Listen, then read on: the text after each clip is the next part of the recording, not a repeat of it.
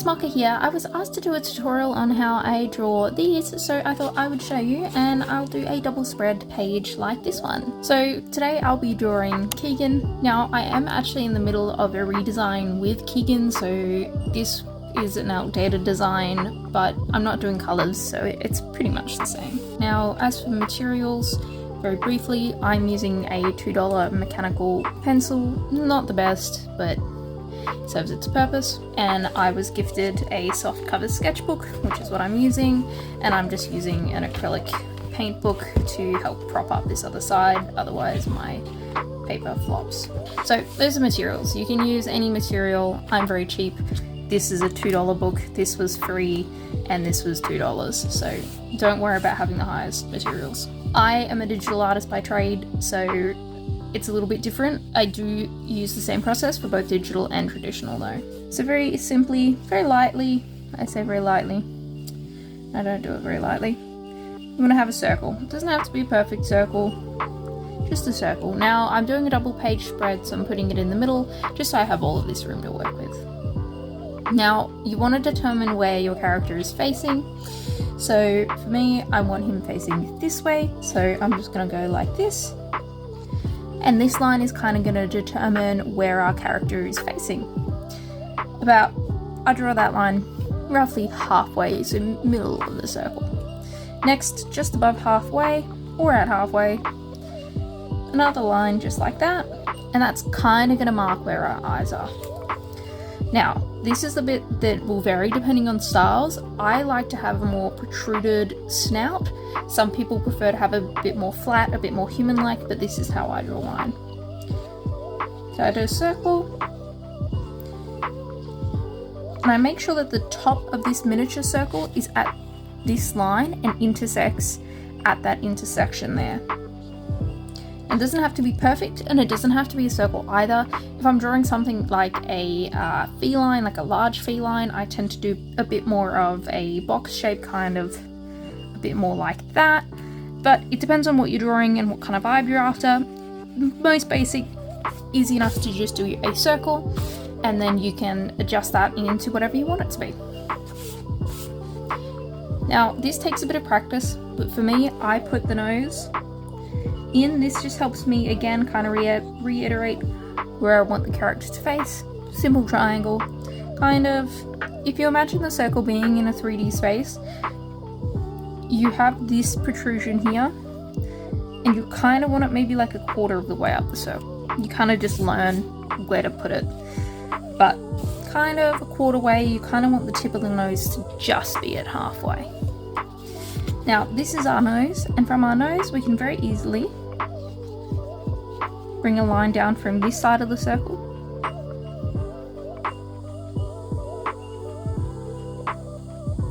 up around, make a W, and that's the top of our snout. Now things will vary from here depending on how your expression you want it to be. If you want it to be angry or want it to be sad, you can change this to kind of frown, or if you want them to be like shy, you can do like a wiggle, whatever really works for whatever expression you're trying to get across. So I'm going to draw a happy one, very similar to kind of this look. We've got an open mouth, very happy. So mouths are kind of like a U shape. You'll see that there's, at this W, there's kind of like a little bit of a W shape, and there's a bottom to it. That's where I'm kind of going to draw my mouth.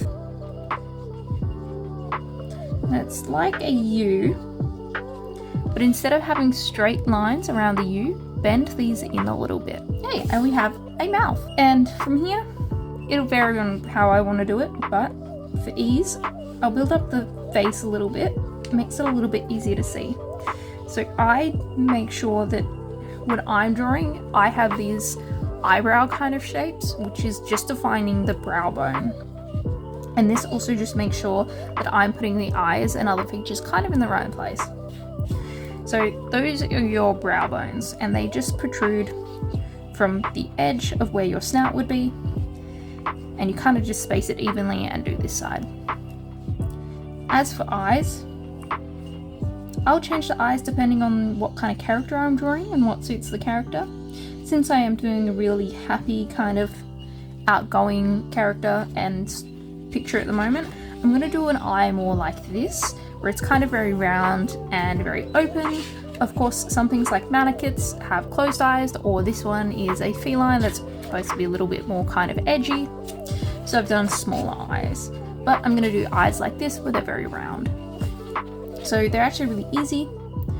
They're kind of just a circle with a flat base, or an oval with a flat base. I like building up the eye a little bit around the edge just to give it a bit of depth. We have one eye.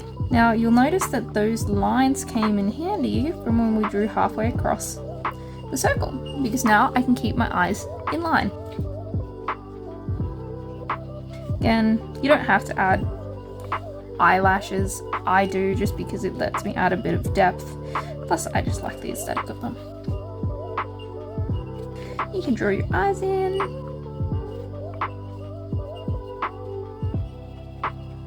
There you go. So now we want to do the jaw. Now the jaw is kind of separated into what I view as 3 separate pieces. So you have this side here, you have this side here, and then you have the top. It's not part of the jaw, but it is attached, and it's kind of your end point / start point for your jaw. So you want this side, in this case the left side, to start at this corner point of the eye. So just mark it so you know where it is. And then what you can do, depending on how your character's mouth is, it'll vary, but kind of want it to be round. Because his mouth is open, his jaw's actually going to fall behind his snout because his snout is sticking out. It's really useful to keep in mind that you're drawing something that's 3D. There is depth. Some things are in front of other things, some things are behind. So you draw a line, continue this line down, and you kind of just follow along the mouth. Now at this point you'll start your second part of the jaw, which is this bit. So this again will vary. This kind of depth will change depending on what kind of character you want to give it. Now Keegan is a fox dragon, so he's mainly a fox, which means he's very slimline. There's not a lot of cheek kind of fat there. They have very kind of elongated, slim jaws. So for him, I'm going to follow along very close to this line, to his mouth, and along his mouth. Well, along his mouth and kind of upper jowl. And you kind of bring it back out and follow along this circle and bring it back to that line where the corner of the eye is. Now, you can vary this shape here to give your character different kind of vibes, if you want it more square, more rounded, more feminine, masculine, etc. For beginners, I suggest just doing a circle or rounded and then work from there. Now I said there's a third part, and I say that's a third part because here it's very easy. I'm going to go out a little bit, just a tiny bit, and then you want to come up, and that's the top of your head.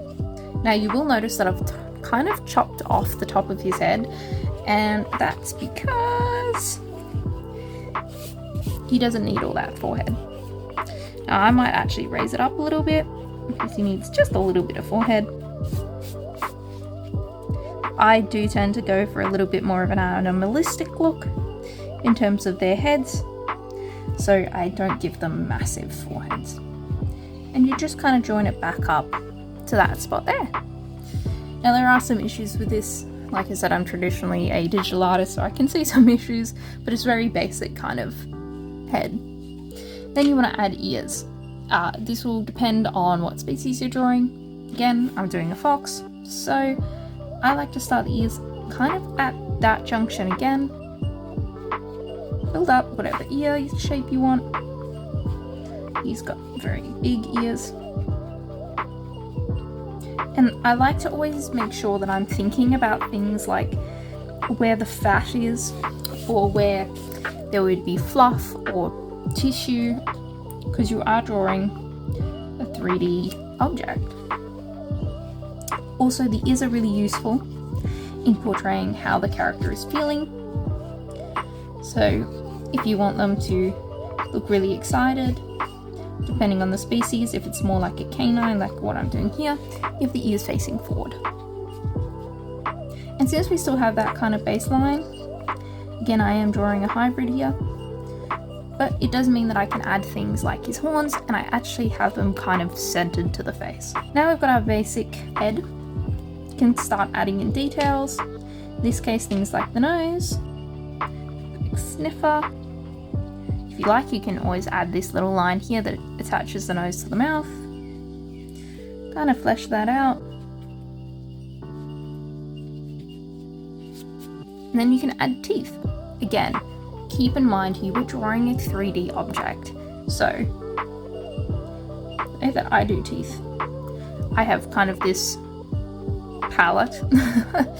It's just one big tooth. And then I draw two little ones, and you'll notice that this one's kind of behind because the jaw, the palette, is going to go like this. It's kind of curving in along the snout. So same concept down the bottom. I'll fix this jaw a little bit.